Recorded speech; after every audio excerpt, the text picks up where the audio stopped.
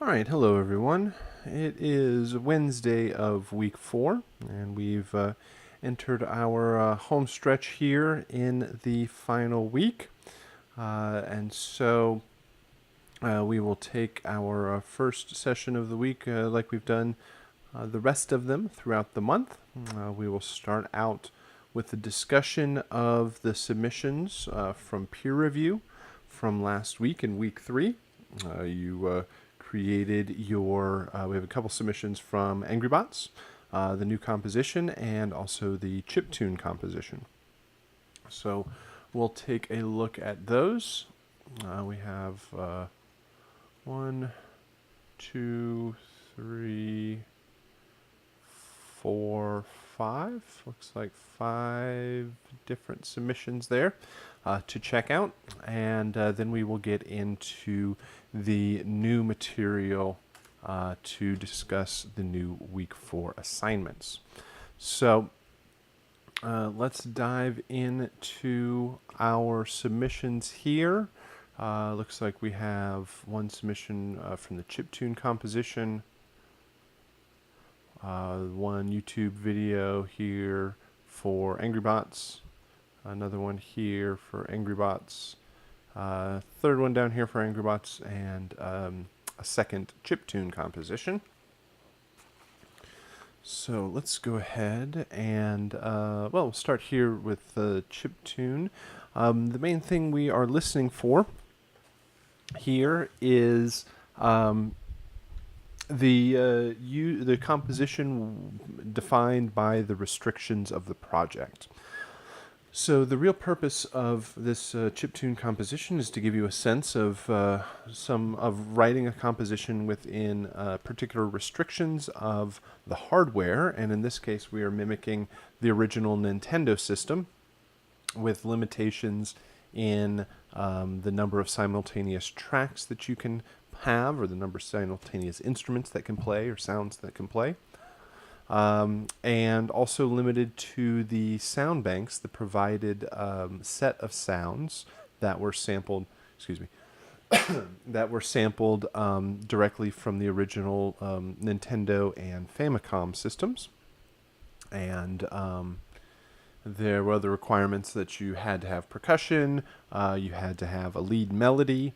So a total of 4 simultaneous sounds. One of them had to be percussion or drums. One of them had to be lead melody. That left the other 2 for bass and harmony, or harmony and counter melody, or bass and counter melody. Depends on which way you want to go with it. And then there's also a requirement of switching the lead sound at some point. Because you could only have 4 sounds playing at any one time, but the music could switch they could switch the sounds in real time very, very quickly. So those are the base restrictions. Let's see if I can pull anything else from, we got a screenshot here.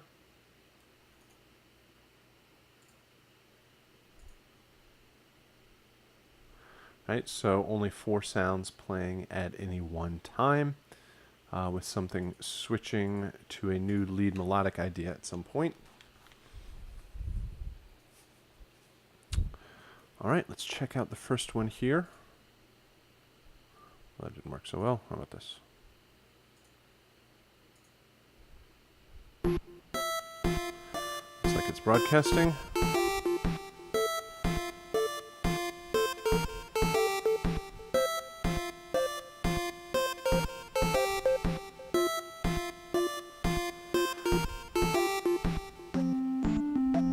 Got our change there. The first thing that I hear would be maybe speeding the whole thing up, the tempo up, to create more of a pace, more energy through it.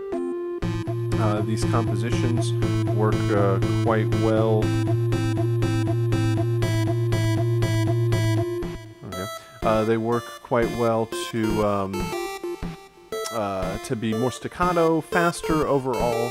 Just listening through this section, there seems to be a good build. Right. Let's see. right here, maybe? Oh, nope. Finishing out the melodic phrase. There it goes. This build works because you're almost on the, almost feel like a double time pace. Then it slows down to that quarter note again. So you could probably bring that whole pace up to add that energy. And then things like developing the melody a little bit further. Repeat that phrase a couple of times.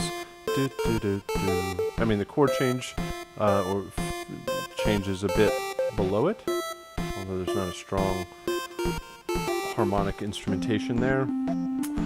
So yeah, speeding up and having a little bit more movement overall in the melodic lead will probably serve the overall composition. And so while we are there, let me just jump down here to the other chiptune composition. We'll keep in the same general category there. Oh, there I go again, downloading it.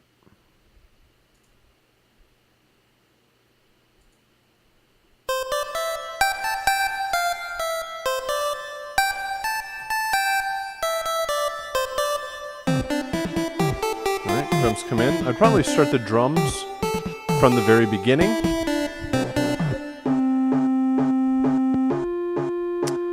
And try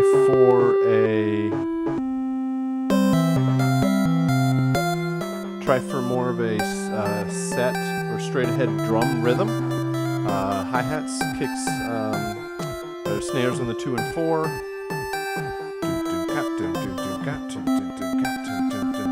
Which will help maintain that pace through it all. Like this part has no drums whatsoever. And other times it's mostly either a kick or a snare.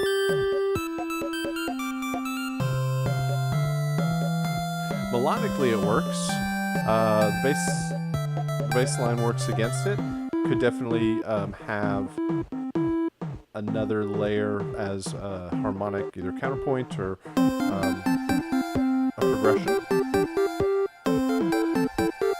Some really good melodic ideas in there. Oh, that bass works.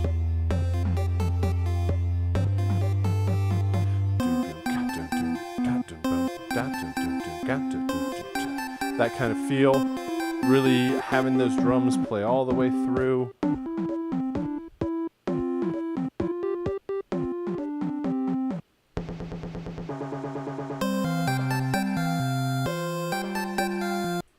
Oops. If they are there, then bring them up in level.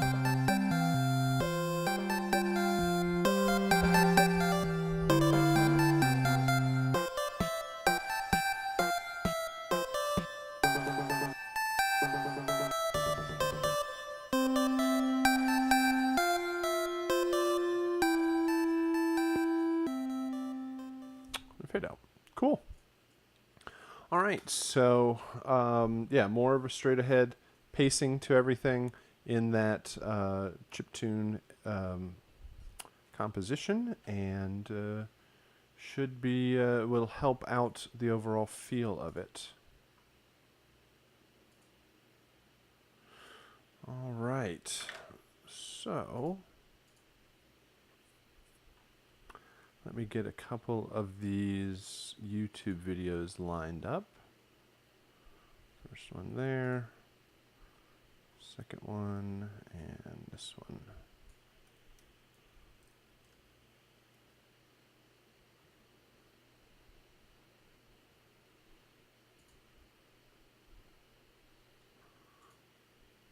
Make sure.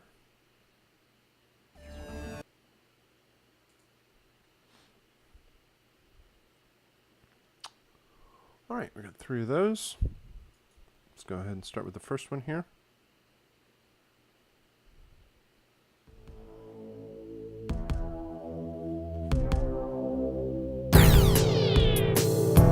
Good change from ambient to action there. Let's see how it goes back.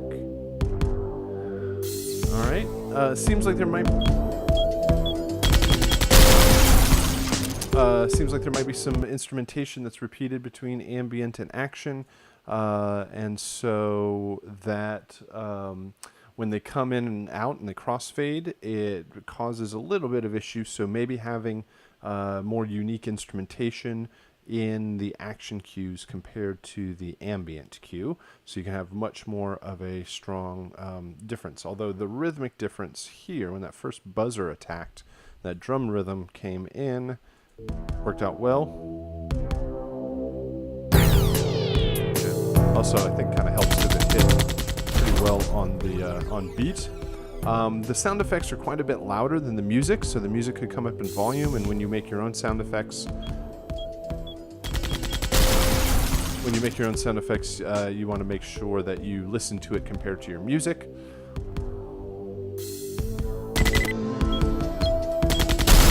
I'd probably have more percussion in the spider cue, because when that buzzer came out, you could really tell that it switched over to action.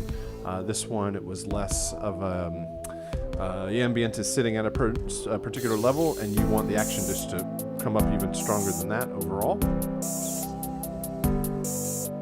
So like here, you just have the hi-hat going. Maybe there's a kick in there, but to have a lot more of a bigger, stronger percussion during those periods of time. And we'll check out the mech here.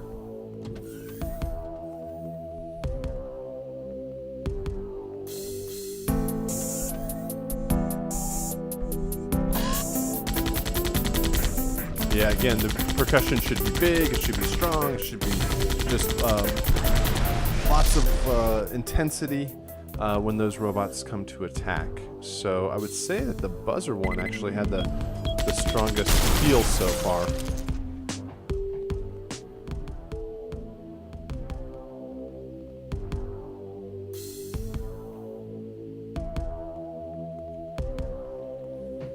Maybe have a little bit more variation in the ambient cue, because everything kind of moves together. Get him. There you go. The bass line, the melodic lead, chord changes all happen on the same beat. So I would watch out for that. Let's do... Come on. What? I can't press anything? There we go. Okay, let's try the next one here.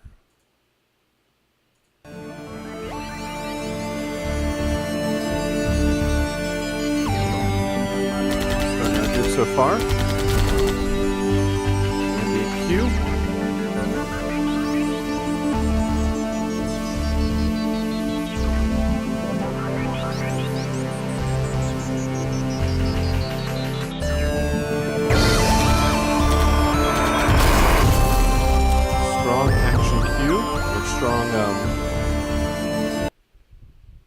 Oops, what happened?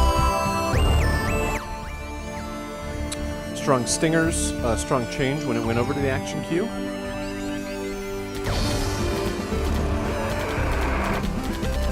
There is a sound like a backwards whoosh, or like sounds like the air is getting sucked out.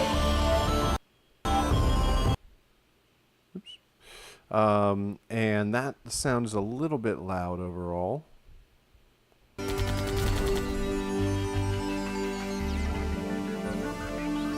Maybe try to extend the demo out in the second pass a little bit longer to show off everything. When you hit the spider here, there's like a reverse kind of sound that gets cut off pretty quick.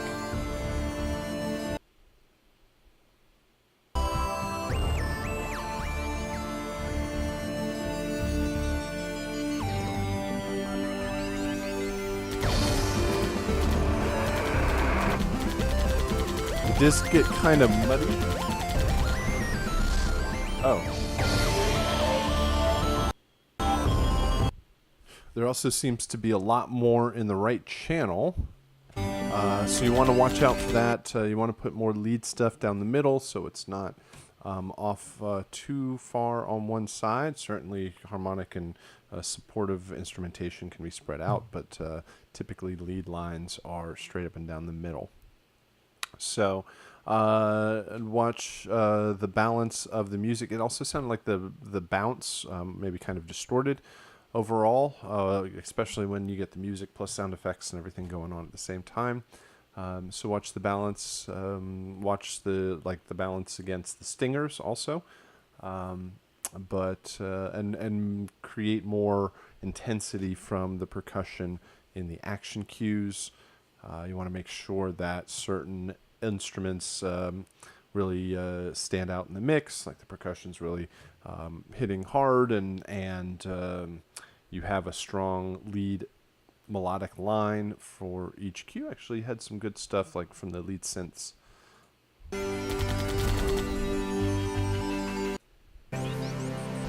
So you want a striking change as it goes back and forth between ambient and action. All right, let's try our third one over here. Can play that one.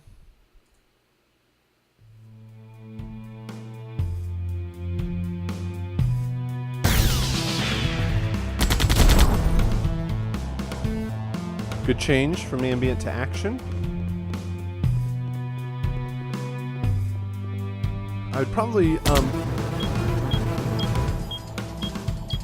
introduce more strings in the ambient cue. Sound effects quite a bit louder than the music. Like that one cello line. Sounds kind of sparse by itself. I do like the arpeggiated synth when the action cues come in.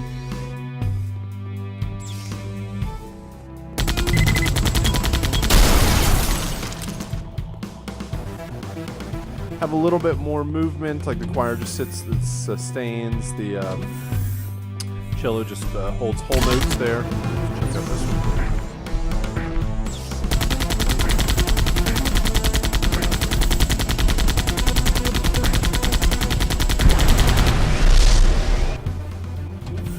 Try for stronger percussion or more prevalent percussion in the action cues. It almost feels like the instrumentation in the ambient cue almost feels like it's easier to hear that. And then when the action cues come in, maybe there was a compressor across everything. Everything kind of feels smaller overall, even though there's more stuff going on. That buzzer, that arpeggiator cuts through a bit better overall.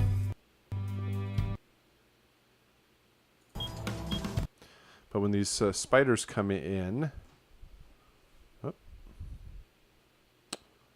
on. When the spiders come in, it needs a bit of a stronger percussion. Well, I guess YouTube is, there it goes. Oh, it's not wanting to cooperate with me.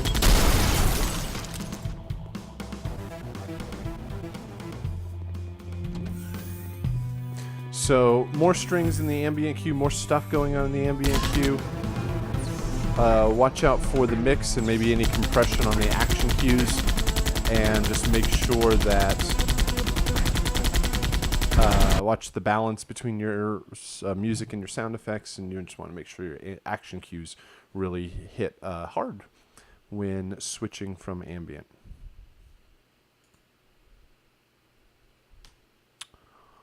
All right, so let's see here. I think those are our submissions. There it goes. So we did those. All right. Looks like we took care of the peer review submissions. Had a couple of good ones to check out, a couple of things to point out for your submissions, and things to you can make a pass and improve on before your final submission at the end of week 4. So now we're going to turn it over to the archive. It has a couple of more examples from students, previous student submissions, from the different projects, and also talks about the new week 4 assignments. Please let me know if you have any questions, either from the review or the assignments going forward. Now that we're here in week 4, we want to make sure that we take the time to wrap everything up, anything that's outstanding from your projects or assignments or questions. So please let me know. Thanks a lot. And we are here at the start of week 4. And we will start out with a bit of peer review. And we will treat this session, much like our previous sessions, with a couple of submissions from week 3. And then we'll switch it over to talk about the new assignments coming up in the final week. Our main focus in this for this final week is to kind of sum everything up and wrap up not only the projects, but also the information and our different discussion topics. So we will get into what is coming up here in our final week. If you have any sort of questions as we wrap everything up about the projects, the assignments, any submissions, please let me know so that we can finalize everything here in week 4 before we move on to the next month. So we have 2 main submissions from this month, and then we have a couple of previous submissions that we will switch over to and discuss those. So our first submission here, let me switch over here, is we have a 2D platformer video from our from week 2, and we'll take a listen to this. And we also have a chiptune composition here that we will take a listen to. So that's what we have in store. Let's go ahead. Let me just double check that we can hear this, that this is going to work. All right. Volume down here. I think this should be fine.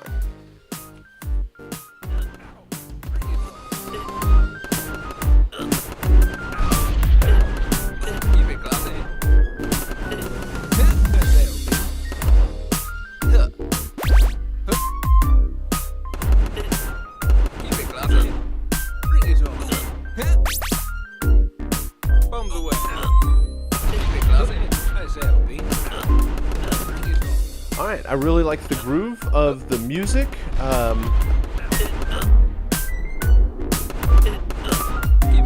The sound effects are the original sound effects, so would definitely like to hear maybe the final version, so we can kind of match our music and sound effects together. So that'll be a concern, but I think the music loops well. Transitions nicely. The only other thing I would suggest for this as a demo video is that you don't play it like a game, and you show off all of the different variations. So you've got the intros, the main loops, and the endings. The endings aren't going to get triggered unless you lose all of your health, so I would probably jump down the bottom every once in a while, or purposely get hit. Once you show off the gameplay, then you can make sure to trigger all of the other sounds. So let me go back over here and catch an intro. 2, 3, 4. Alright, so the intros transition into the main loops nicely. Then it switches over to the next main loop. That works. It's got a slightly different groove to it.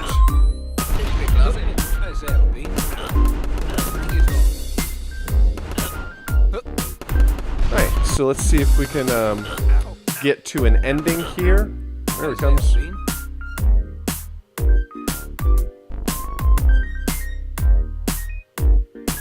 Okay, well, the music didn't transition at that point. It didn't feel like it actually stopped.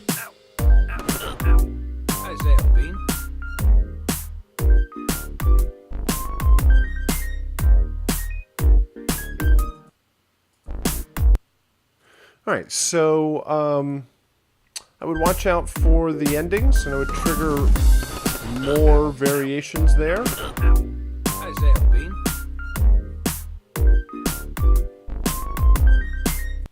And yeah, watch out and try to create a stronger ending overall so that the music rounds out and finishes the whole kind of musical idea before the game kind of starts over again. Here in the chat, my ending, I didn't finish. I ran out of time to fade it out. Okay. So it basically feels like it just plays and stops. So now that you kind of see how it sets up and plays back, those are the types of things that really don't show themselves until you get everything together. And this is why it's definitely a process of revision, because you receive the project and you read through everything and understand it, and you create a overall idea and direction to go with your music, and you get everything together and you put it into the game, and maybe parts of it work, maybe parts of it don't work. You have to kind of see the different issues that are at hand, and a bit of troubleshooting and figuring out. Sometimes it's going back to the DAW, or a lot of times, often it's going back to the DAW and fiddling with your music and recomposing different sections of it, and then bouncing it back out, getting it back in the game, and testing it out. So overall, I think the vibe works very well for the game. Maybe a little bit more energy overall, certainly in the intros and endings, and would also like to see the final version with the music and sound effects running. All right, nice work. And for our second submission here, oops. Oh, come on. There we go. We have one of the chiptune compositions. Here you have the restrictions. The main focus of the project is understanding and writing a composition within the restrictions of a limited music system like the original Nintendo. So you have 4 basic channels of really simple waveforms like sawtooth, square waves, triangle waves, actually not even sawtooth, sine waves, triangle waves, square waves, and noise channels. And creating those, with those simple palette of sounds, creating a pretty complex composition. So the real challenge here is not so much the composition, because we really leave it wide open to the direction that you want to take it, but it's writing within these restrictions. The other things we're listening for is that there certainly is drums, harmony, melody, and that the melodic line changes lead instruments at some point. The one thing that some of these original game systems could do is switch between multiple different sounds very quickly. That's how you got a sense of many more effects or many more sounds being played at the same time. So let's go ahead and check out our chiptune submission here.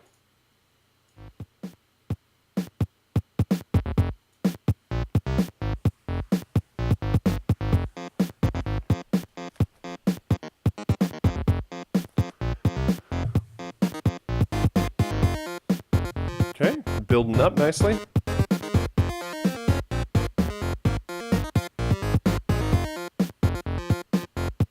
I think I really like the kind of staccato nature of the bass line, and the lead line works well for these compositions.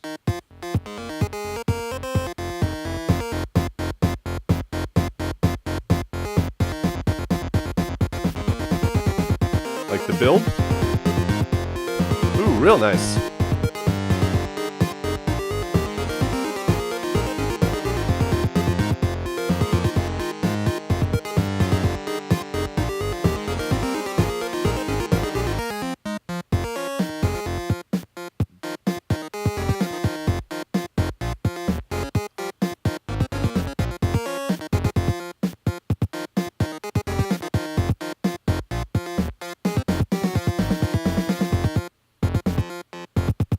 Cool. Nice rhythmic changes. There's great variation all the way through.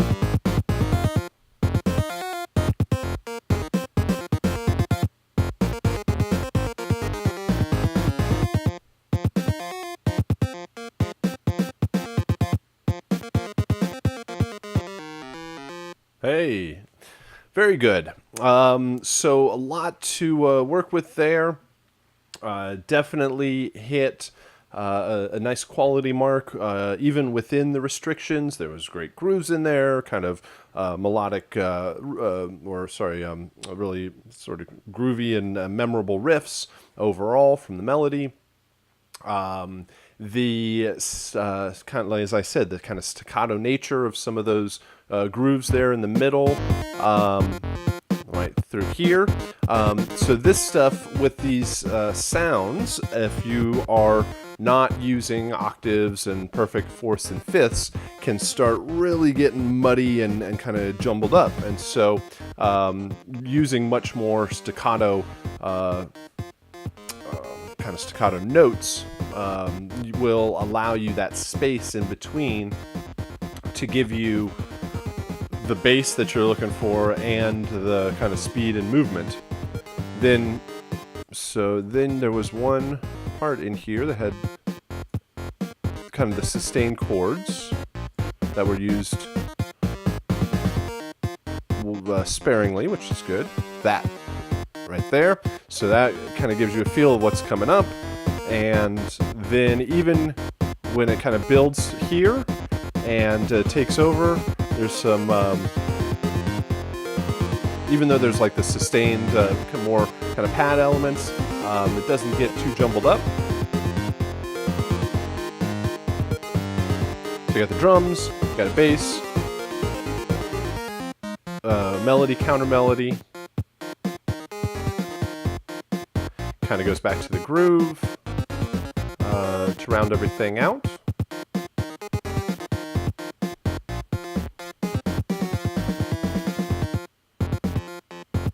And a change here towards the end. All right, excellent. Good stuff. The only thing that I might suggest is the beginning of it. And as a demo, I would say hit them with the best stuff first, so you really grab their attention. And that is either somewhere in here, getting into this groove quicker, or even starting with something as big as this. So it really grabs their attention, and then kind of falling back down and then building back up. I always am kind of wary about slow build-ups where you kind of add instrument by instrument layer because of how, let's see, it takes a while to get there.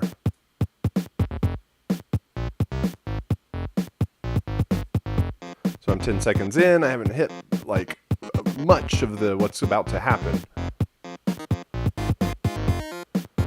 All right, so about 15 seconds in, I've hit most of it, and by this point I got a good groove going on.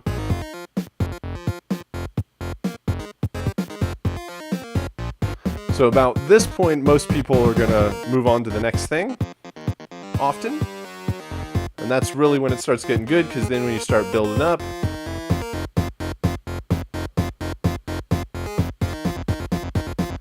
and I have to basically make it to 45 seconds. Make it to 45 seconds to hit the really good stuff. So that's just a consideration overall. Basically, what is it used for? Where is it going? Obviously, starting with all that power in the beginning may not make sense for when it's actually used in a game or whatever it finally ends up for, or like on an album or anything like that. But as a demo, you often want to hit them hard pretty quickly because they're flipping through so quick. But overall, hits the mark. Definitely good stuff to work with. So we have our 2 submissions here, and we are going to turn it over to our previous archive where we go into a few more videos and a few more reviews of Angry Bots submissions. So check that out. And we are going to take the time in the beginning of our session today to do a bit of peer review, much in the same way that we've done on our first Wednesday class each week. And hopefully you've had an ample amount of time to digest the project and get an opportunity to play it and check it out, so that you had a solid approach to this composition. So I have 4 submissions here to listen to, and they are set up. Let's do this. Let's make this a little bit smaller. They are set up with all of the ambient cues over here in the first kind of column here.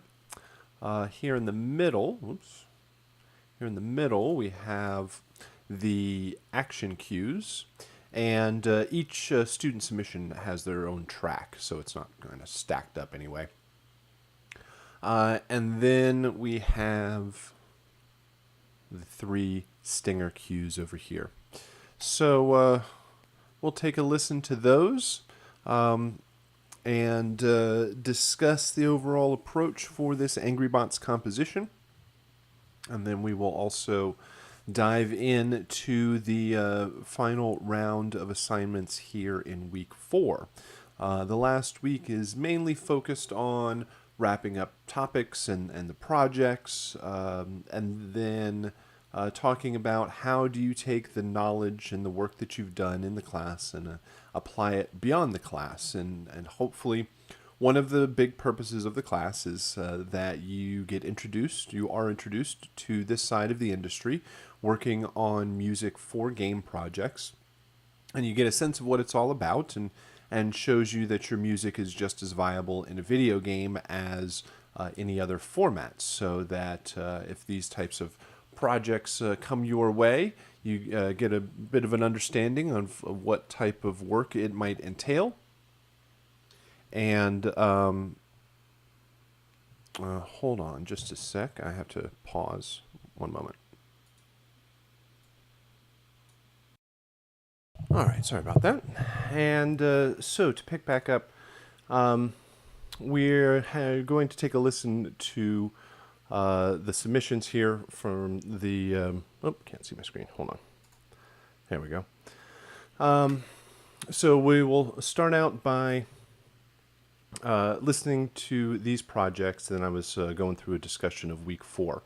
Again, the focus is to take all of the ideas and the material that you've learned and talk about how to apply it beyond the class.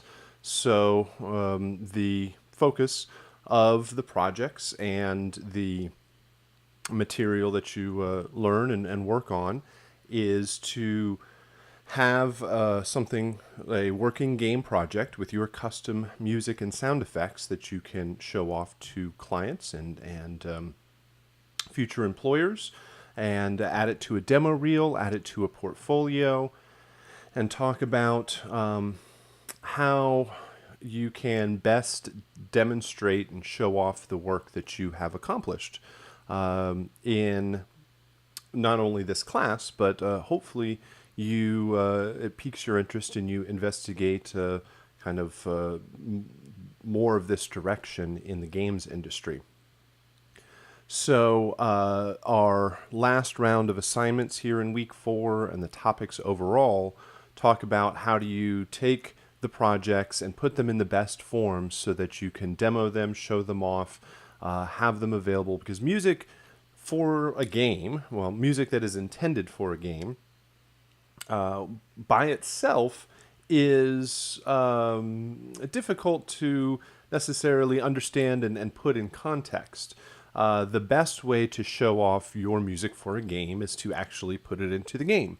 And we have the opportunity of doing that for each one of our projects this month. And so having some sort of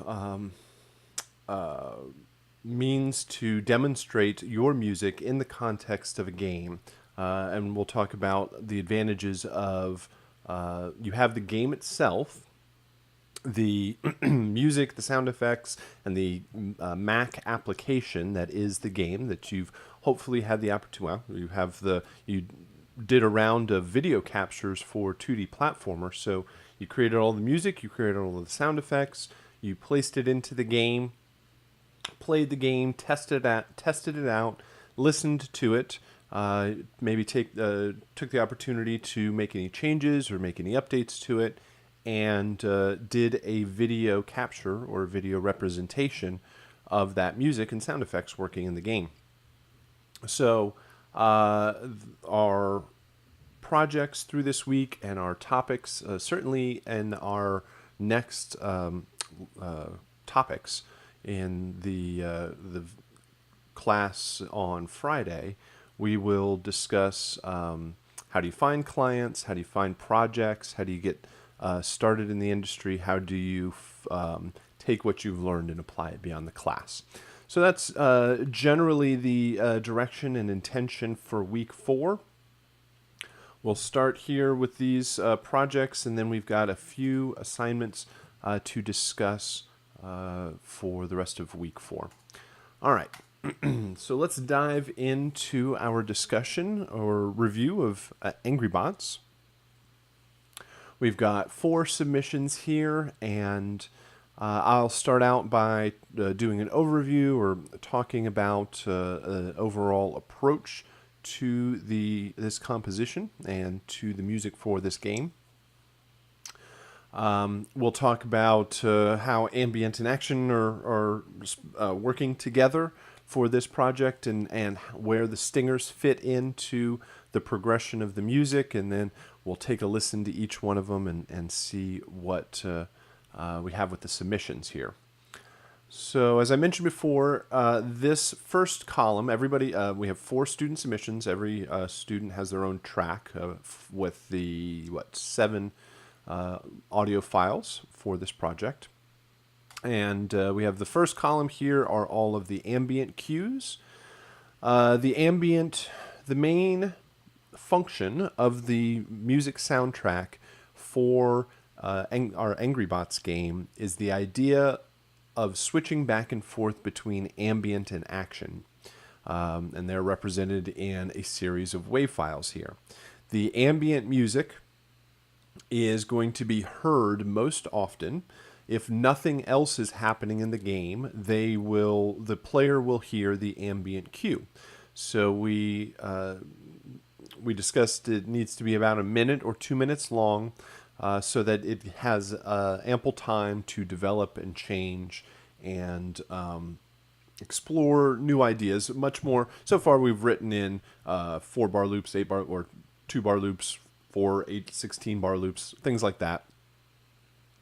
And then now we want to use these ambient cues to have a bit more time to develop ideas.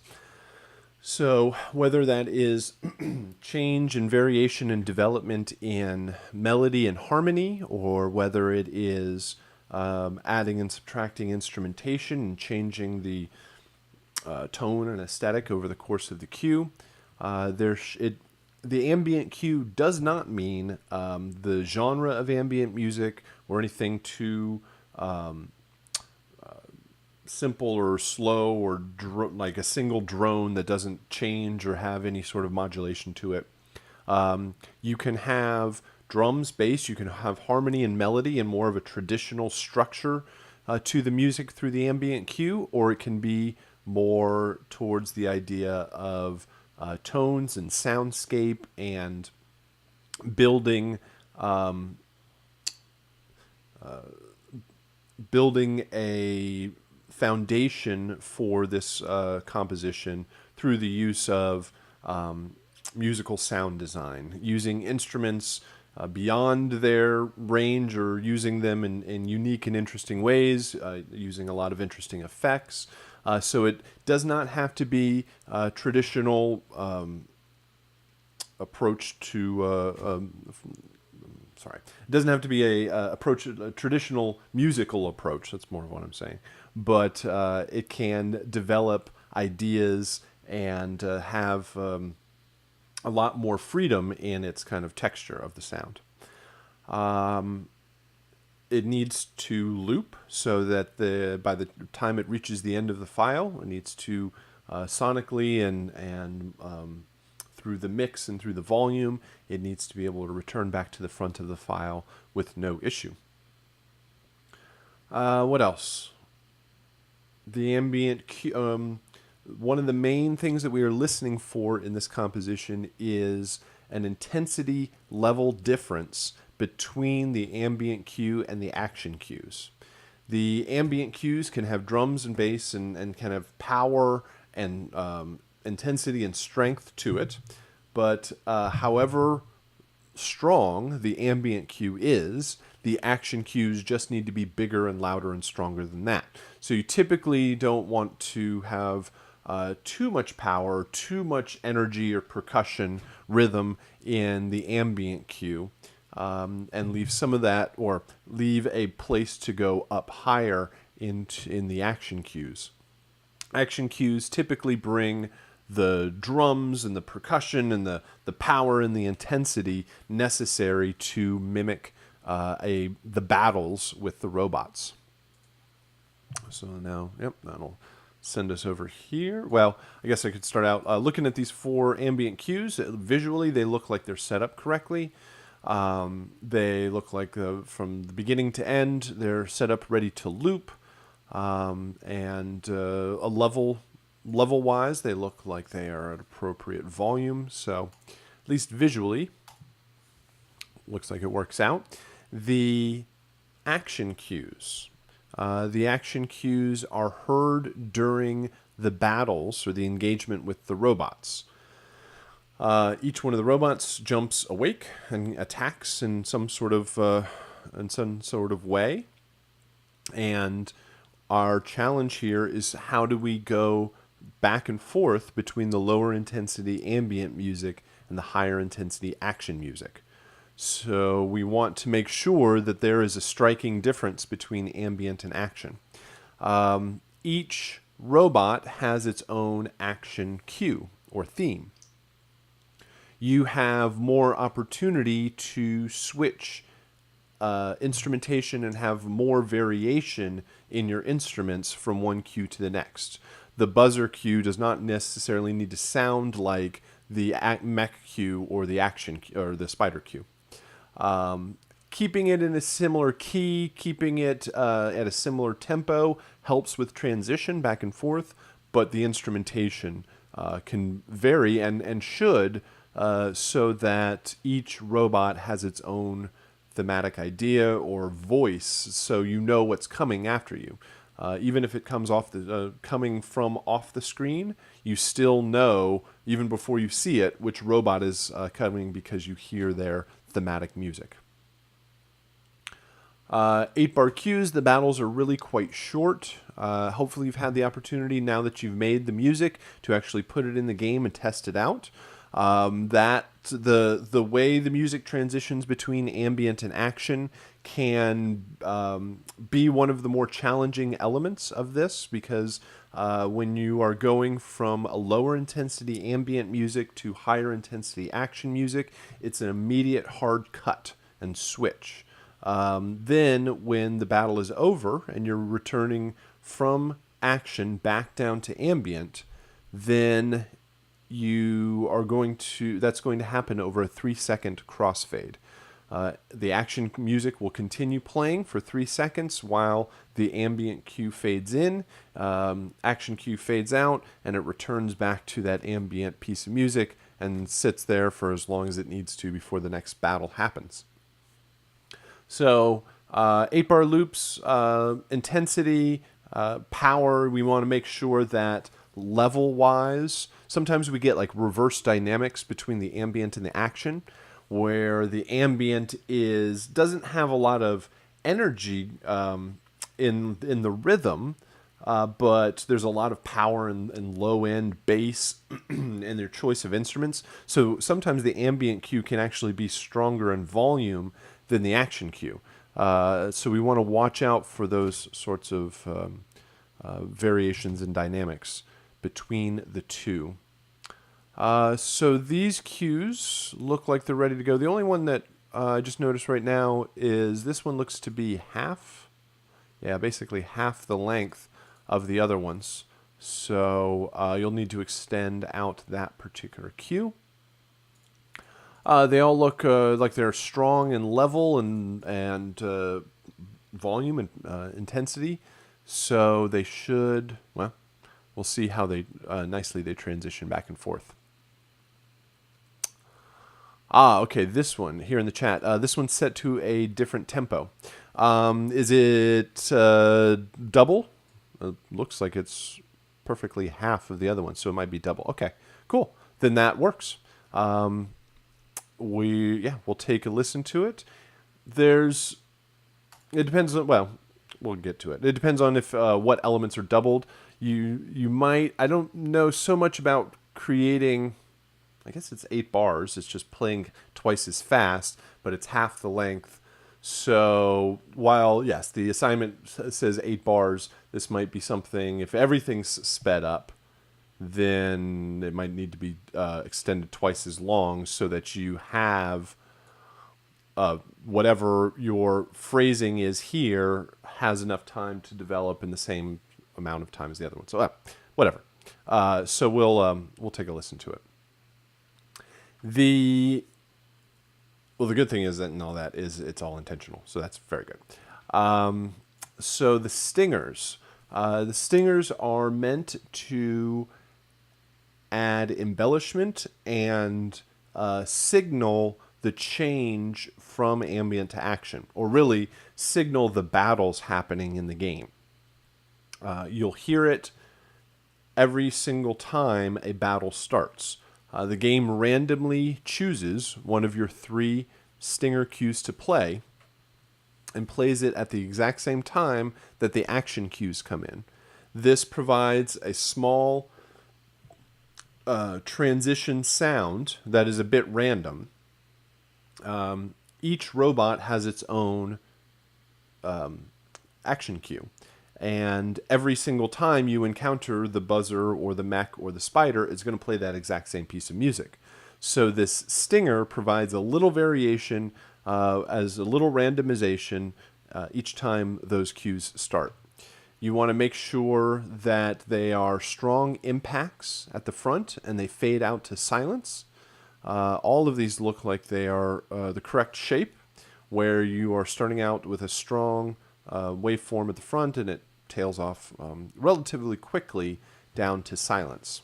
You want to make sure it's everything reaches silence. So most of these look like they're probably really long reverb tails. This one looks like it might get a little cut off. These look like they might get a little cut off. These should be all right because they actually reach silence. Again, we'll have to listen to them if they're cymbal crashes or reverb tails. But if they do reach silence for a little bit and you can cut it down, that always helps to reduce overall file size.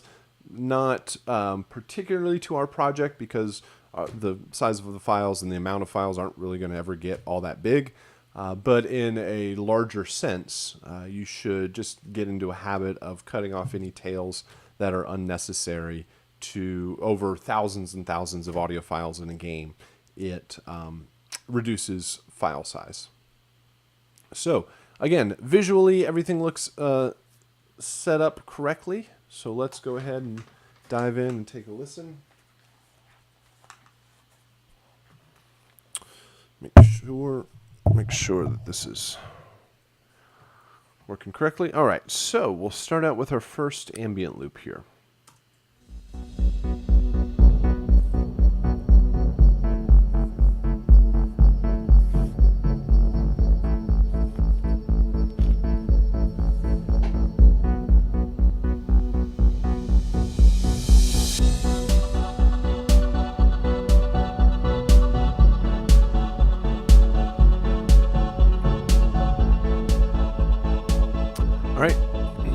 I like the groove already.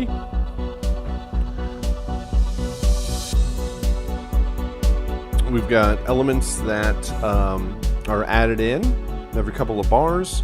Now that I hear this and looking at the waveform, it looks like it builds over time. Yes, so each time around there's a new instrument added. And changes to maybe the progression a bit or the drums. but you want to make sure anything that's added in is taken out before it loops.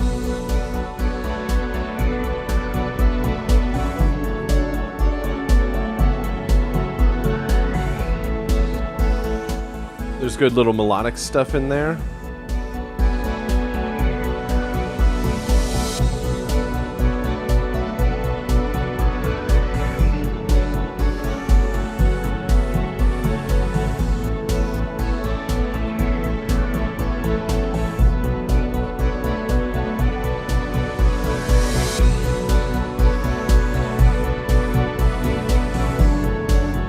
So probably 3/4 through here, you should start taking things out.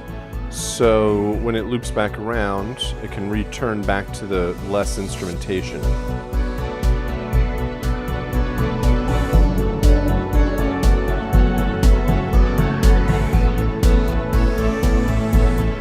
All right, let's check the loop.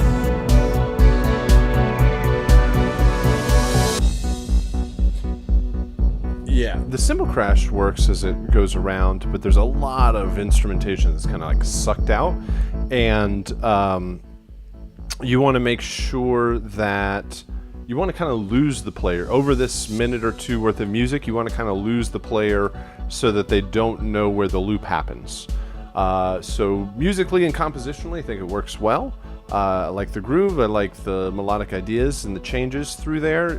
You just probably need to take some time to bring it back out before it loops back around. Let's do 3 action cues.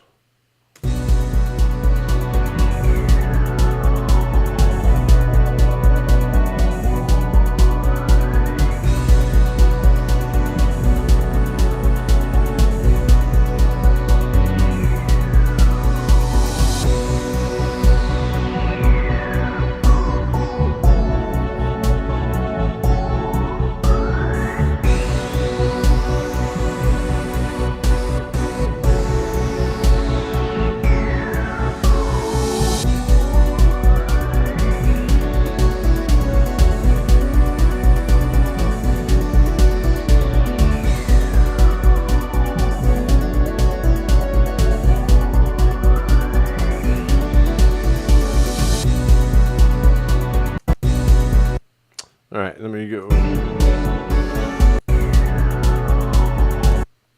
So I think the drum pattern, the double time drum pattern in the buzzer and the spider cue, it feels too sped up, and it's not the tempo because it's probably within the same tempo or a double of that. The fact of you don't need to double everything. From the drum kit, you can double the hi-hat, but the kick, certainly the kick doesn't need to be as fast as it is or as frequent as it is, and the snare could probably even come back a bit.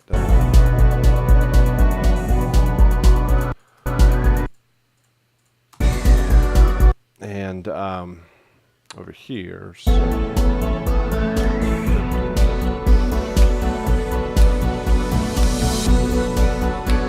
like you could, yeah, keep the snare where that is on the 2 and 4, and then work with doubling certain aspects of it, but will reduce the hurried nature that you hear, and it's kind of a sudden jump. It's kind of a sudden jump there to double those up.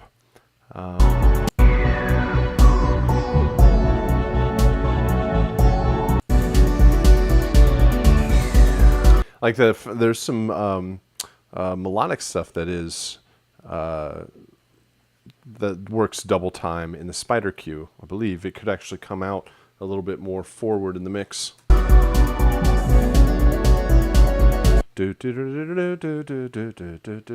That stuff could be more present and help the pacing of everything without speeding up the drums. Let's do 3 stingers.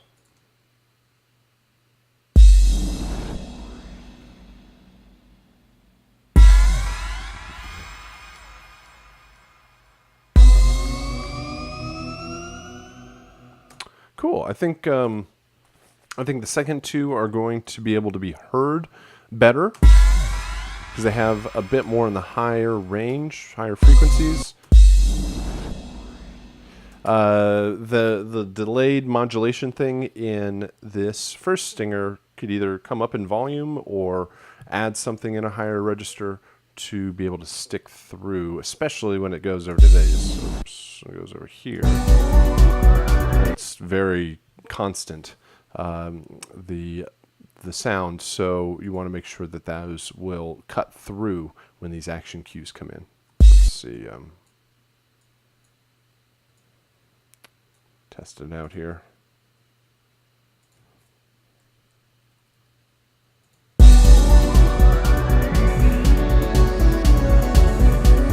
I can hear the kick, but missing more of the synth sound. Let's do like this one.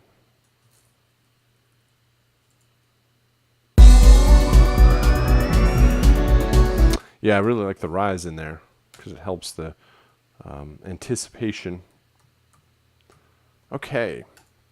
All right. Very good.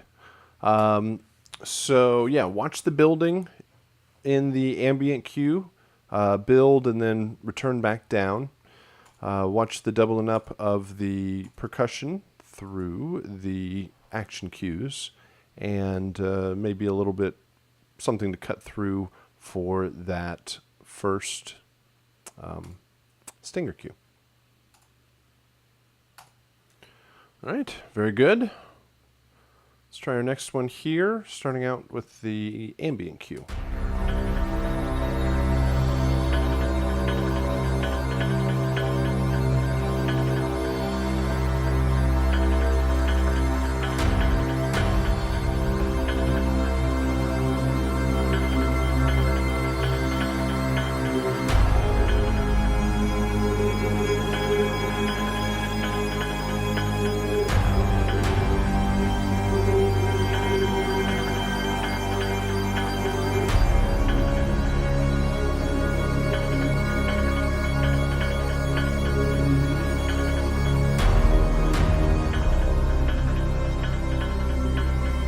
It sounds.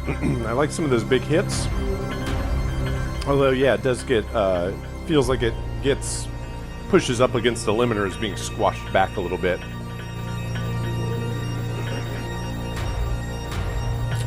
But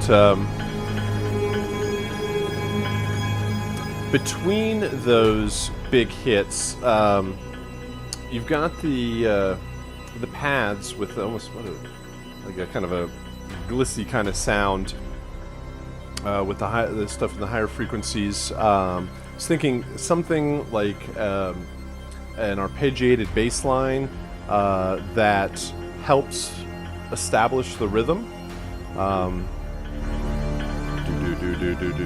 Like something in there that's almost a pulse, so that when these action cues come in, you know generally where it was at.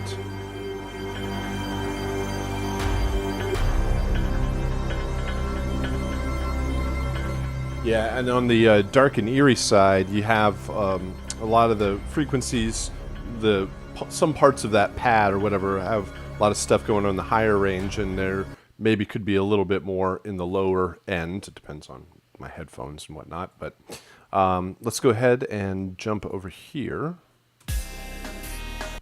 Let's do this.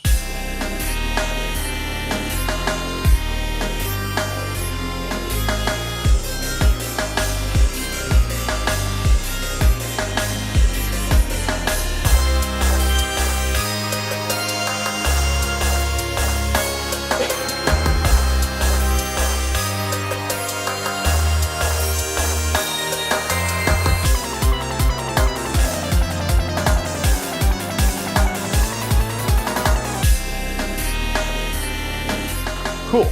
I like the second half of this buzzer action cue, like the rhythm that you have going on there.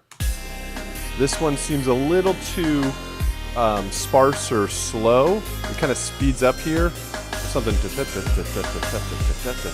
kind of happening in the background that helps the pacing, and that could be extended out. That's also towards the idea of, with the difference in the first two bars in this, or sorry, the first four bars, the second four bars of this, I know where I am in the music. So when it loops back around, I'm here in the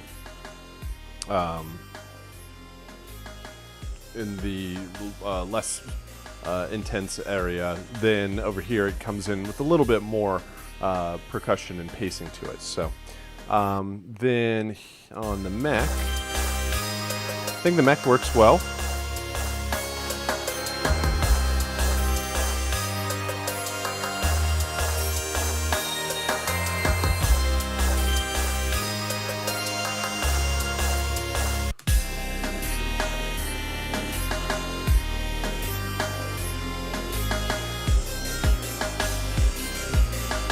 It's I'm counting these at, let me count along with it and see where the pace is, because if I was counting on a snare on the 2 and 4, these would be 4-bar loops.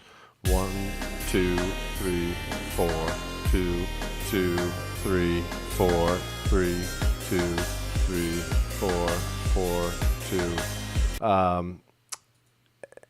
1, 2, 3, 4, 2, 2, 3, 4, 3, 2, 3, 4, 4, 2, 3, 4. All depends on where you're, where you're counting it, which helps. 1, 2, 3, 4. Like this helps to infer the pacing at that kind of double time feel where those snares hit. And 1, 2,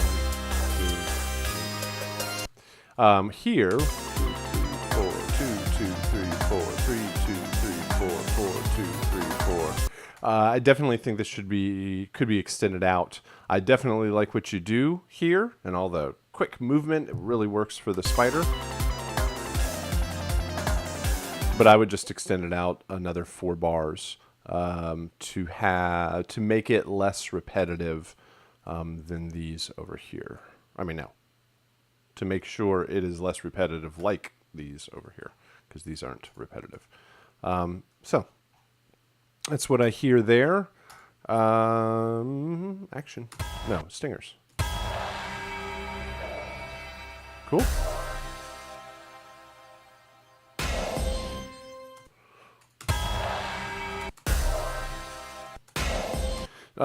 Excellent. I think they work very well. They have really cool tails at the end. Make sure the end of the file doesn't cut that off. Make sure it fades all the way to silence.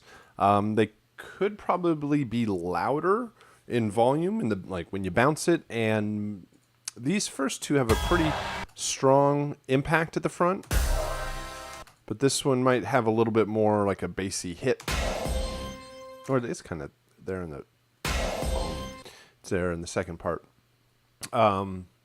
So yeah, just if you could just pull more intensity out so that they compete nicely against the action cues.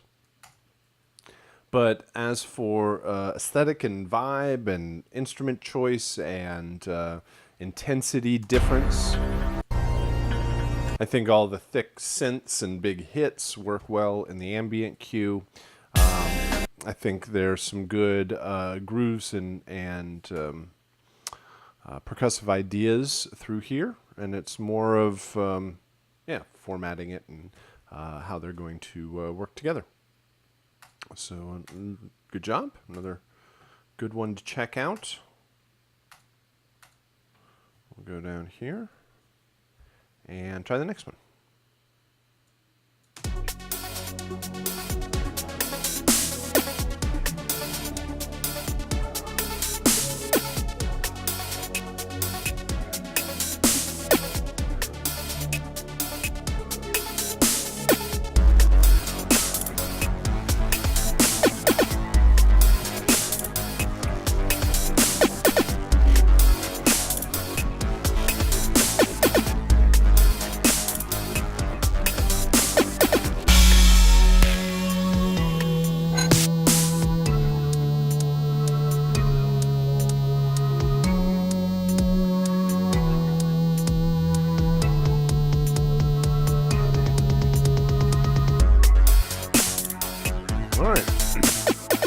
Really cool groove and vibe through here. I almost would like to hear you start right here in the cue. Some of that is, this is a little too light, and where it ends over here, with the instruments that you have over here, when it comes back over here, this is a little too light. Not a huge fan of kind of the one-note arpeggio movement that you kind of get through here.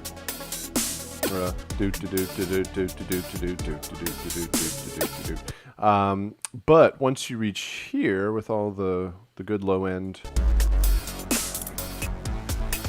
I think it's more appropriately intense, like the second half. Now, I wouldn't just cut it off. I would extend it out forward into this cue and just develop it. I like that it kind of breaks down through here and comes back. I just need to make sure that where it ends over here ties nicely back to the front. So, cool, groove and sound through there. Action cues, buzzer action.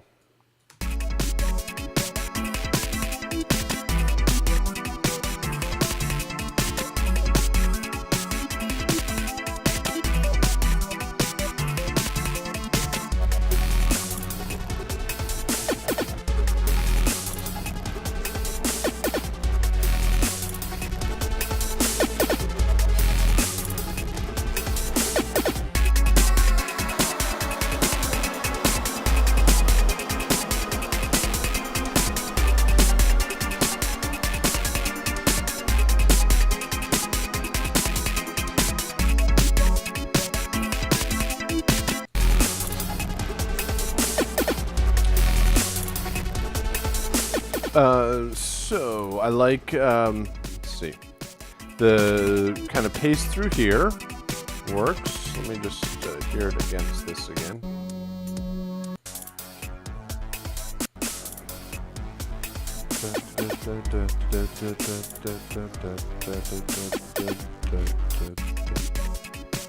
All right, so I think tempo-wise, these don't, or the action cues don't match the ambient cues. That will create a bit of a kind of a jarring transition when it goes from ambient to action.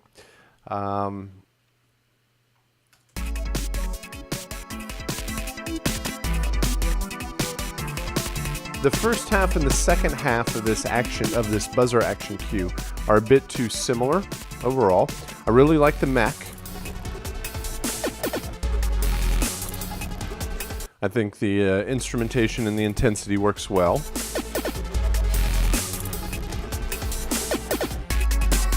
Now, I think the percussion of the spider cue sounds similar to the buzzer cue. So you could probably create a bit more variation through those. And they have harmonic progressions, but not a real strong melodic lead line.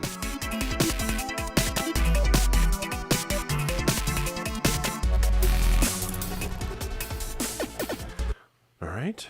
So I would probably try to make this ambient cue and the action cues be halftime and double time relative to each other. Looking at the waveforms, probably a bit more attack and impact from the stingers.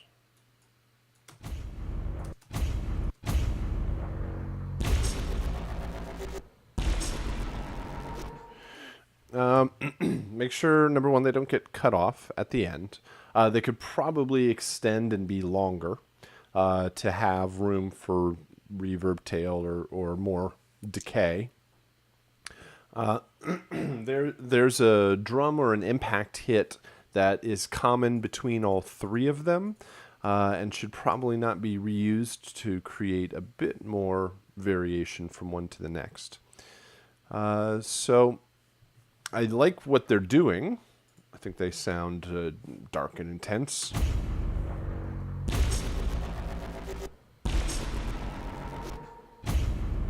So make sure, they have a little bit more impact at the front, extend out a little bit longer, and have a little bit more change from one to the next.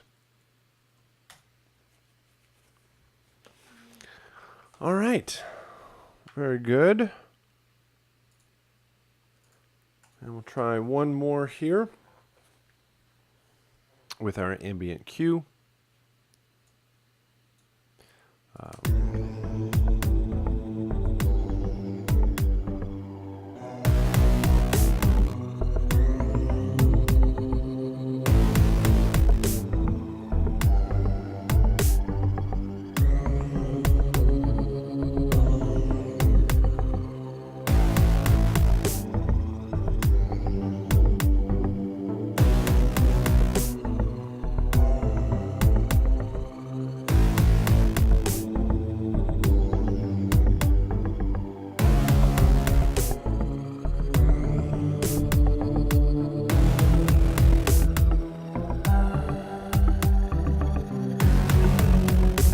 So the kick and the snare do well to create a little bit of rhythm, kind of foreshadow what's coming up. I like the grit of the lead distorted line. Loops nicely. Yeah, I was a bit worried there until the distorted line comes in. Could almost even have something else that maybe towards the second half that comes in and responds to that guitar to explore another idea. And we'll jump up here to the action cues.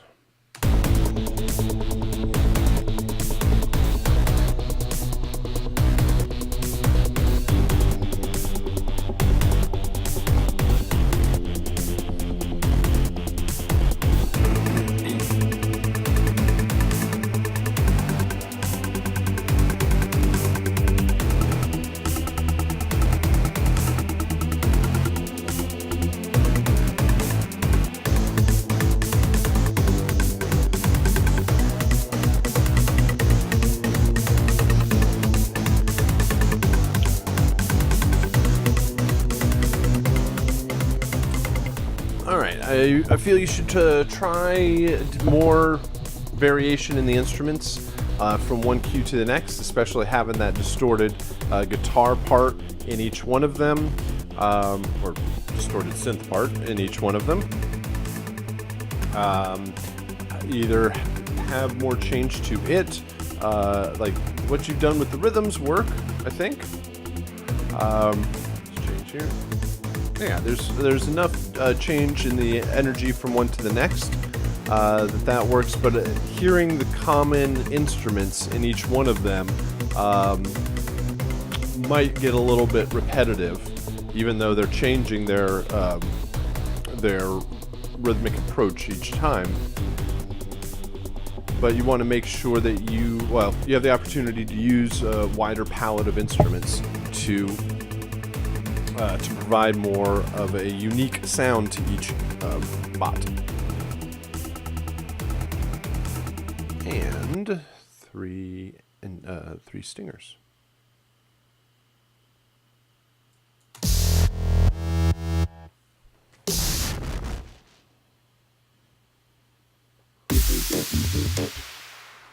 All right. I think the first one. I think that one works the best. It has a bit of modulation to it, but it wraps up pretty quickly. This one is a bit too low in volume and intensity. That could probably come up a little bit. You probably want to avoid little musical phrases like that, because it might not be in the key of the rest of your music, or you have to make sure it is. And so I'd probably go more in the direction of this first one here.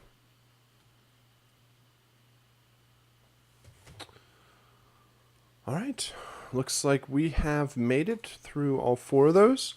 We had great examples to check out, and good approaches overall.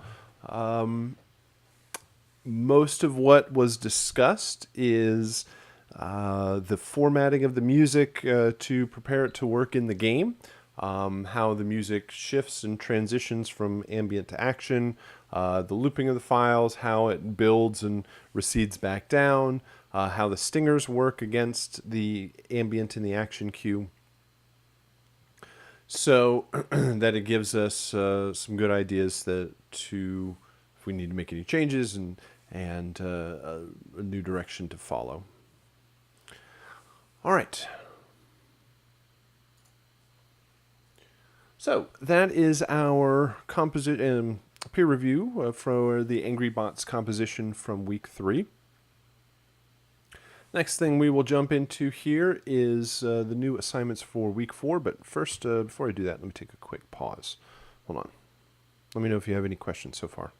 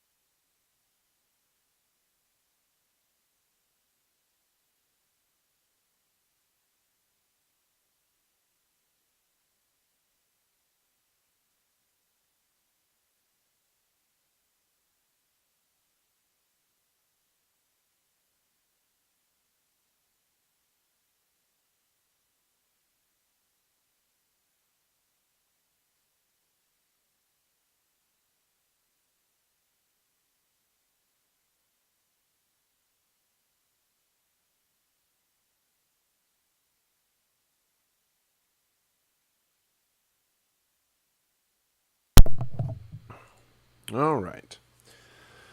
I think we're set up here.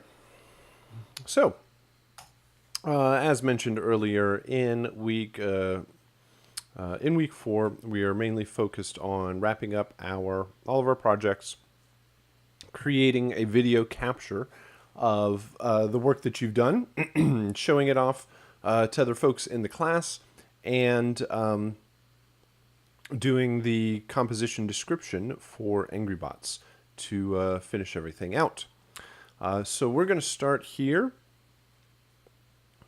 with a discussion of your approach for the sound design for Angry Bots, where the process or the general workflow of getting it done is very much the same as 2D platformer. It's just a whole new series of sounds to create.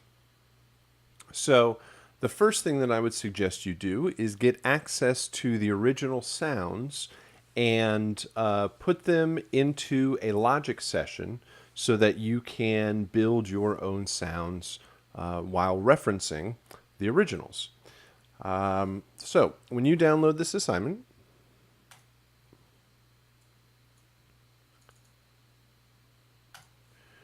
you get the PDF, very similar to a 2D platformer. You can, now with this game, with Angry Bots, it's a fun opportunity for sound design because you have robots, you have weapons, you have rocket launchers and electricity bolts and explosions and all sorts of fun, interesting sound design topics or tasks for the game. And it allows for some really interesting design. The this type of game with lots of big metal impacts and explosions.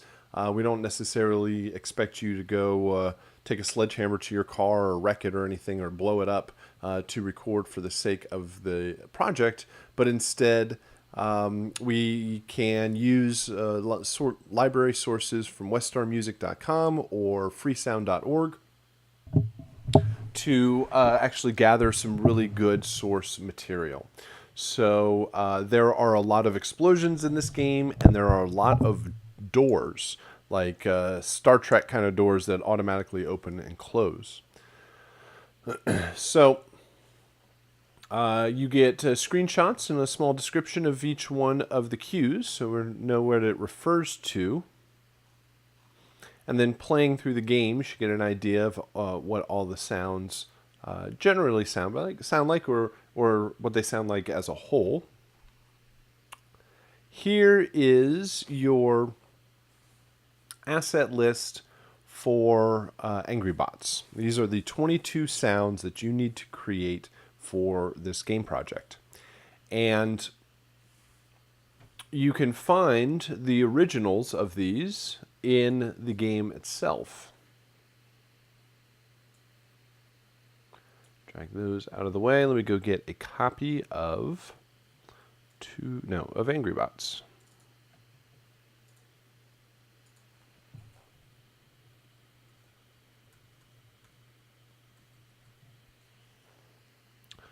Something that looks like this. All right, here is the game application, and you can navigate to a specific location in that app and pull out the original sound effects. And eventually you are going to create your own sound effects and replace them in that same location. This is very much the same thing that you did in 2D Platformer, so there really shouldn't be that much new, except for all of the interesting sounds that you'll be creating. So we hit Show Package Contents to get access to this Contents folder. In there you will find, let's see, Data, you'll find Streaming Assets, and you will find a Sound Effects folder. More than likely, if you look at this here, well, it depends on if you've actually you have created the music, and if you've actually put it into the game.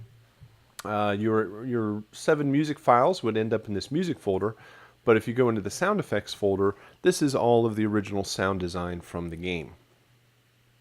So I'm going to take all of those files, and I think we're good with this for now.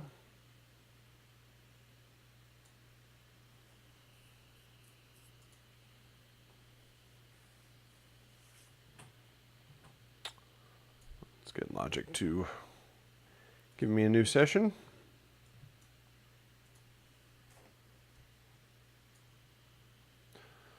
Alright, so what I'm going to attempt is to take these 22 sound files, audio files, and actually put it on this track here. Use all files on one track, yes.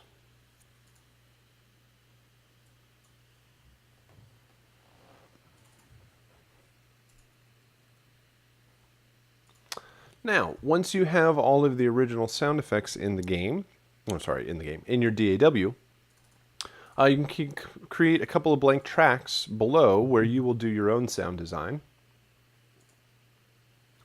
And you probably come in here and separate these out a bit so that you have some room to develop whatever you needed. And then I would suggest that you go find a group of sounds and bring them back and edit them together to create the final sounds that you need. Go off and do a bit of searching and find lots of different things that might work, and then bring it back into your DAW and edit them all together until you find the combination that does work.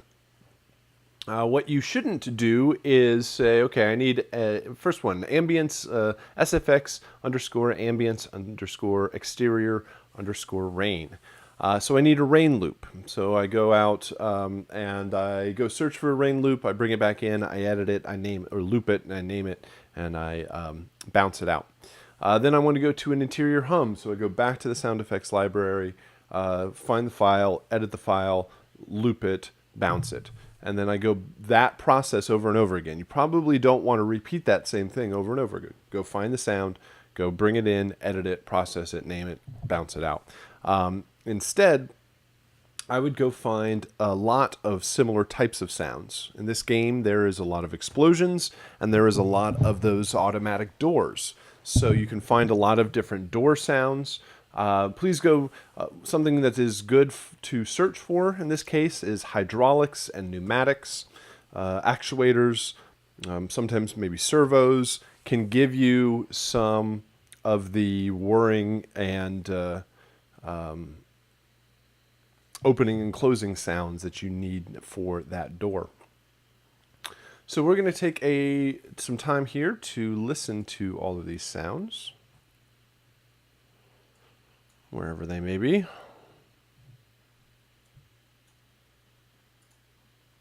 There we go. All right, I'm going to set this up, make sure that we can all hear this. All right, let's see. Make sure I can hear this.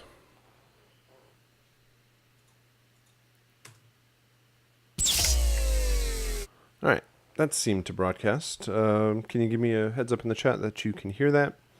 That is working? Yes, excellent. Thank you. All right, so we have airlock door open and close. These are the circular doors in Angry Bots that kind of unlock and then open and close. Close. Here is the open. A lot of times with door opening and closings, you can get away with it by reversing one for the other, right? So you find the open, you reverse it, and you get the close. Often isn't just like a one-to-one, you just reverse it and that's it. A lot of times with the closes and the opens, there might be a ka-chunk of the lock as it opens or closes. So make sure you find a couple of elements there that represent both opening and closing. Exterior rain, pretty simple.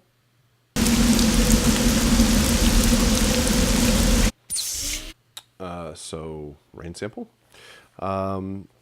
Everywhere where you are outside of the robot factory, it is raining in the game. So we need it doesn't need to be a really long loop. I think that's like a 30-second long rain loop. Probably doesn't need to be that long, but you don't want to hear the same raindrops over and over and over again. Interior hum. This is when you are inside of the factory, and it is heard once you kind of go through the airlock door.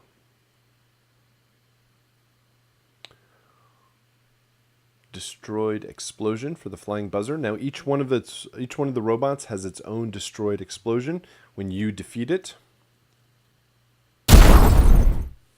So a big loud impact. Flying buzzer. This is when it attacks you. So you'll come up with some sort of energy blast or bolt sound. Patrol mech. These are the big two-legged walking robots. There's the alert sound when it recognizes you. There is its destroyed explosion. Let me make sure I can turn this down somehow.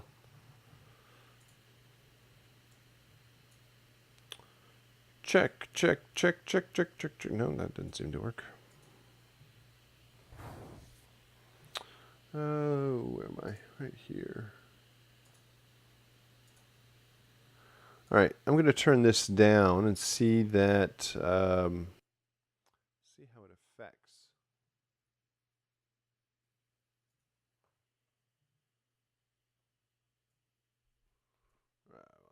I renamed it. That didn't work.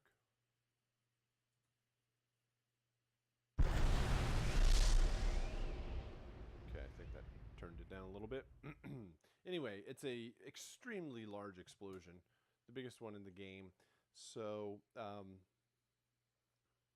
you can, I mean, this is the biggest boss. Well, let me turn myself back up. This is the biggest boss battle. So you want them to be pretty epic overall. Patrol mech footstep left and right. Maybe. I think they cheated and just put the same sound there. So you can make your footsteps, you have a left footstep and a right footstep, make them large and intimidating so you can hear them coming down the hallway. Patrol mech missile explosion. This is when the mech shoots you.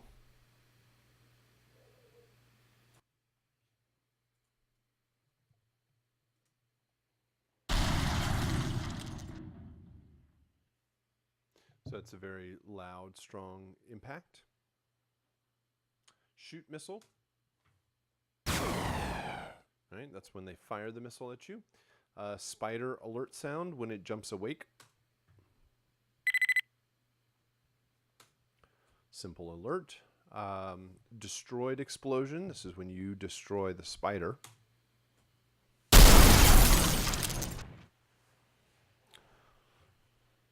And spider proximity. Now, this is the sound that occurs when the spider bots are coming after you and they start beeping faster and faster.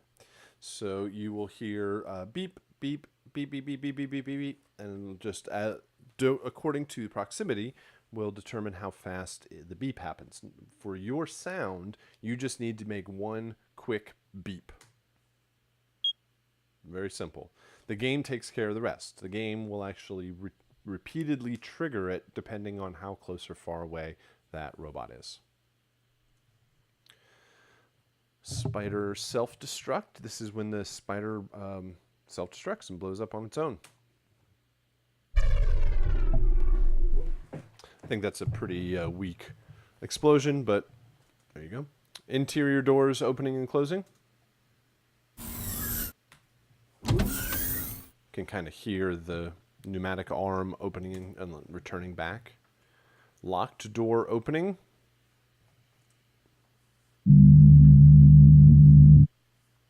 Pretty simple hum there. Doesn't really even sound like a door opening, but maybe something that's kind of electrically charged that's rising up. Player hit. This is when you take damage. Player shooting. This is when you hold down the mouse trigger to fire. Now, one thing to point out there, jumping back over here, I think the sample's way over here.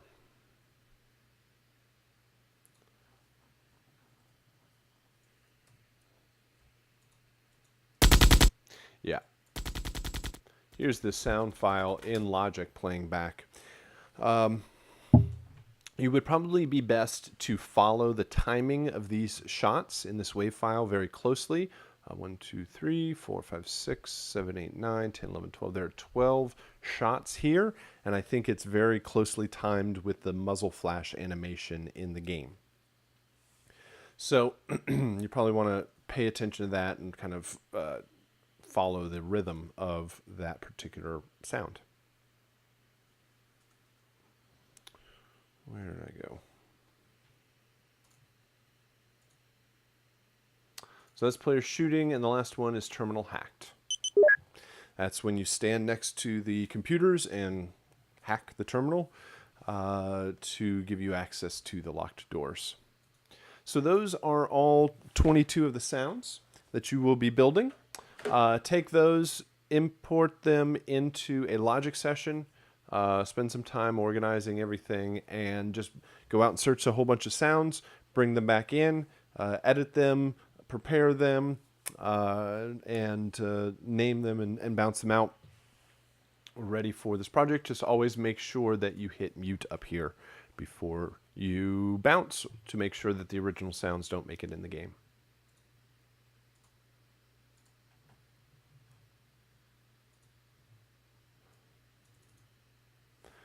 All right, so hopefully that'll give you some good insight into where we're going with sound design for Angry Bots.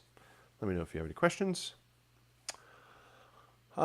Your next assignment is the composition description for Angry Bots, just in the same way that the same approach that you had for 2D platformer.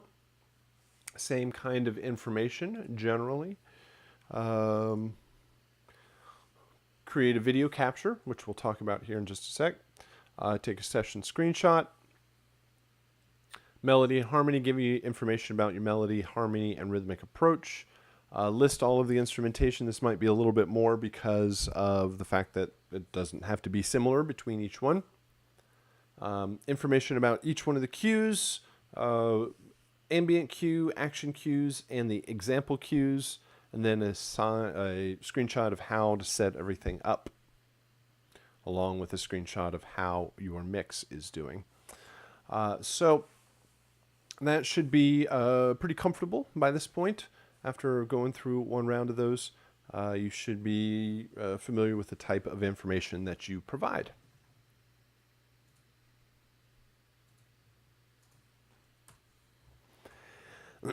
And our last assignment, well, I don't know if it's actually the last one, but kind of wraps everything up. You will be doing a final game capture for both 2D platformer and Angry Bots.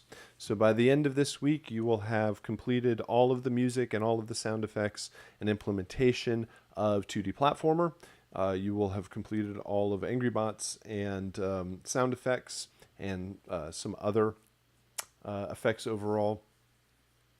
And we want to be able to show this off and be able to share the work that you've done.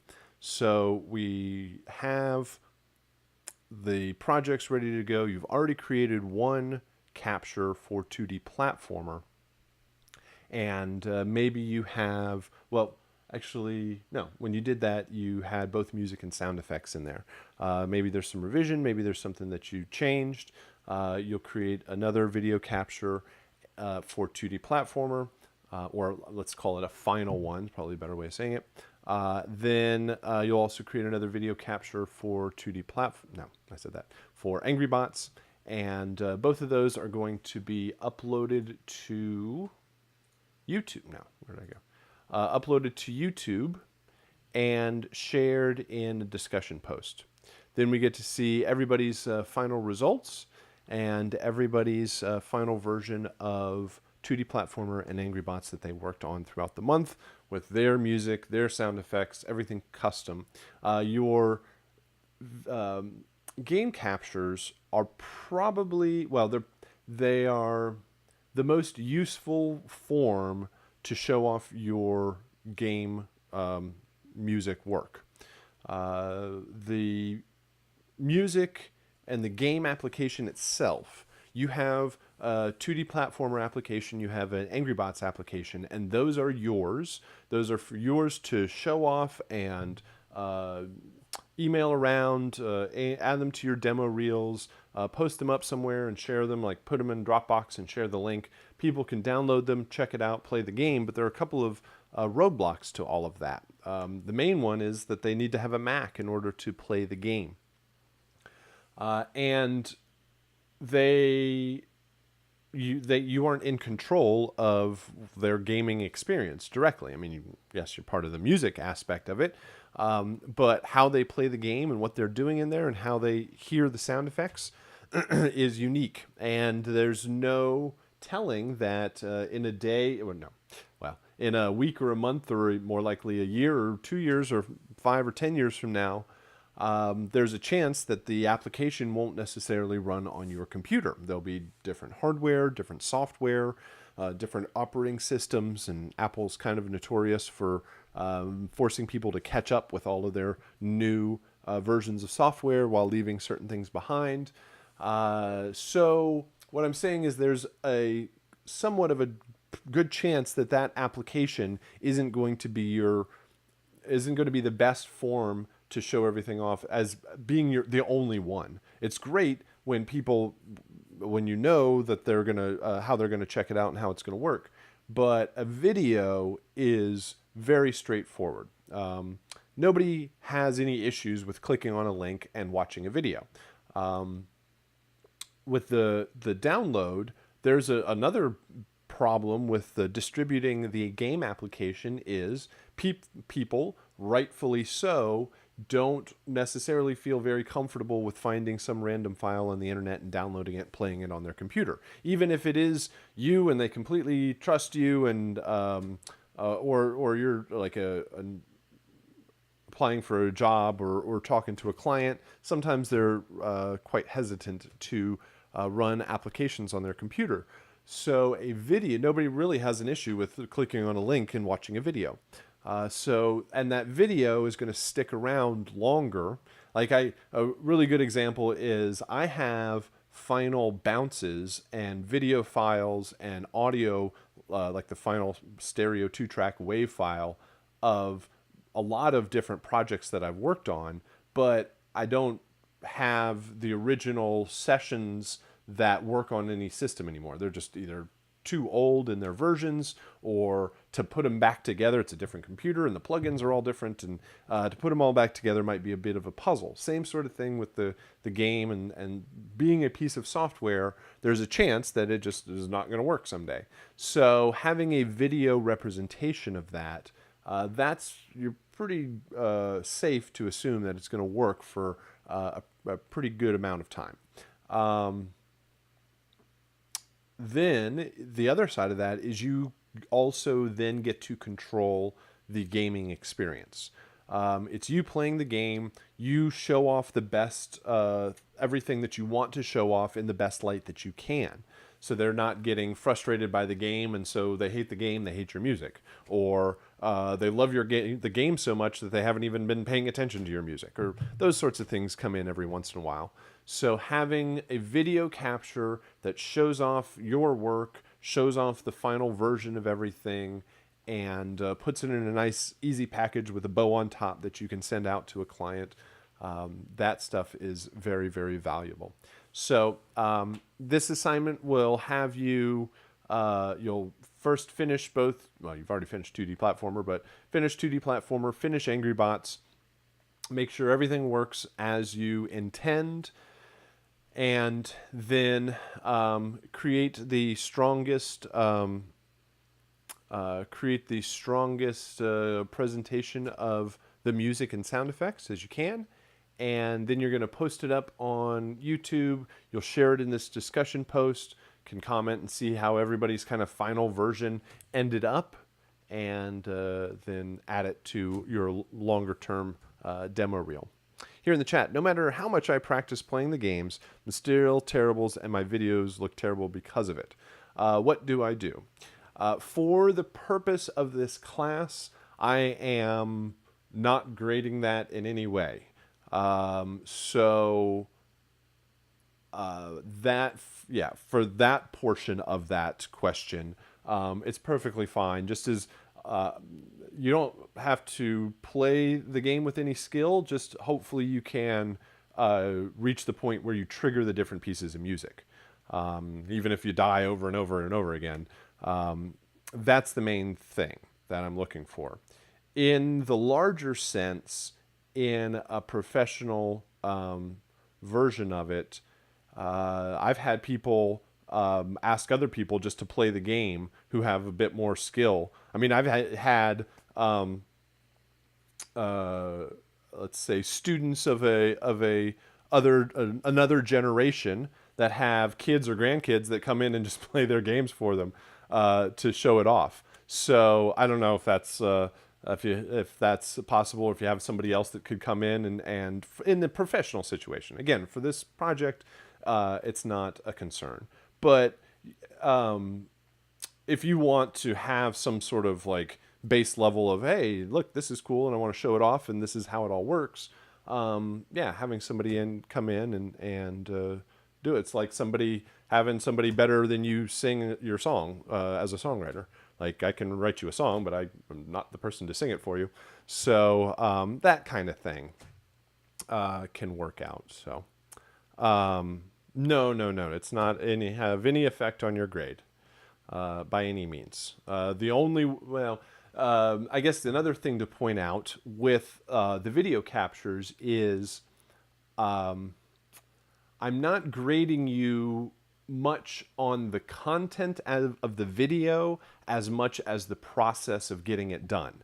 By having a video with your music and sound effects working in it, shows that you have composed the music, you have created the sound effects, you have implemented into the game, you've set it up so that it's working, you've tested it out, and you've been able to create a video capture. So if at another time it was a different game or a different computer or video or any of that, the process is still there. So the actual content of the video, what you show off, how you show it off, is really up to you, and that's the demo that that you want to use to demonstrate your work. I'm not even really going to be counting to make sure that I hear all 22 of the WAV files and all 7 of the music files, because with the music I know that there's an element of randomization, like the stingers. You may not ever get stinger 2 to play for some reason. It just never randomly plays it. And the other thing to say is that I have a recommended limit of, I think it says 60 seconds, and I've pushed it on to be like 60 to 90, maybe to 2 minutes. Depends on what you want to, how you want to show it off, but I leave that part more up to you. But as long as you have the video and it works, then we can show that you've done the part that I'm really more interested in is the skills that you do have of composition and production of your music and realizing a music soundtrack for a game. The video is just the proof of all of that. So, and we get to see everybody's different version of it. I always think that the final result is greater than the sum of its parts, because when we do peer review, I certainly go through it with a microscope and I pick out all sorts of stuff that, and sometimes it's certainly open for debate as to what works and what doesn't work with the music and the soundtrack and your overall approach. And that's really where the client relationship comes in, and this is kind of a practice round of all of that. But the real purpose here is to give you, the tools and the means to be able to create this final version, a kind of a definitive version that you can, that you're willing and proud to show off to other folks as you get started in the industry. So, final game captures gives everybody an opportunity to see everybody else's work, and that's where I was going with that. The sum of the parts. The when I tear things apart in peer review, and we go through it with a fine-tooth comb, and the sound effects are. They're actually very entertaining to grade. They're either really cool sounding or they're really funny sounding or whatever it is. But when you put it all together in the final version with the video capture, and what you're adding in there is the computer being able to control everything, and you have the interactivity and the randomization, it ends up being cooler than in the individual part. The whole thing together works, like the sound effects work against the music, and they kind of work back and forth against each other, and you get that interactivity. So the video is a great way of showing all that off. That should be it from me, and please let me know if you have any questions on the Angry Bots project or any of the composition elements or sound design for this week, and how we're going to wrap everything up. If you do have any issues or questions or troubles that you've encountered thus far up through the class, well, this is the time to get it all fixed and figured out. We want to make sure, please come to us with any sort of issues that you might have so we can resolve it before the end of the month, before you move on to the next class. So, yeah, that's what I have for you today. I'll stick around for a few minutes afterwards if you have any questions. But other than that, have a good rest of your day, and we will meet again on Friday. Thanks a lot.